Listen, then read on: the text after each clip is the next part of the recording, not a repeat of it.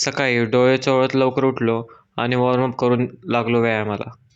व्यायाम करून झाल्यानंतर तयार झालो आणि निघालो बस स्टॉपच्या दिशेने, कारण की आज मला जायचं होतं कॉलेजला, जे की घरापासून 30 किलोमीटर लांब आहे. मला हे समजत नाही मी दररोज एवढ्या लांब कॉलेजला का जातो, पण 75 अटेंडन्स मॅटर करते. बस स्टॉपला जाऊन थांबलो तेवढ्यात बस आली. बसमध्ये चढताच कळालं आपल्याला 1.5 तासाचा प्रवास हा उभा राहूनच करावा लागणार आहे. 1.5 तास उभा राहून प्रवास करत मी पोचलो वाघोलीला. वाघोलीला पोचताच मी निघालो कॉलेजच्या दिशेने. चालत चालत चालत चालत मी पोचलो कॉलेजला. कॉलेजला गेल्यानंतर पहिली प्रथा म्हणजे वॉशरूमला गेलो आणि पोचलो कॅन्टीनला. कॅन्टीनला पोचून ब्रेकफास्ट केला आणि लेक्चरला बसलो, जे की मला काय कळलं नाही. नंतर प्रॅक्टिकलमध्ये कोड रन केल्यानंतर मला असं वाटलं, कभी कभी लगता है कि आप उन्हीं भगवान है.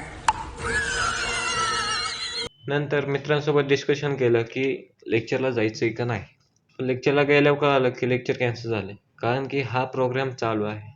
तो प्रोग्राम बघून मी निघालो बस स्टॉपला. भेटूया पुढच्या व्लॉगमध्ये. Tata, bye bye.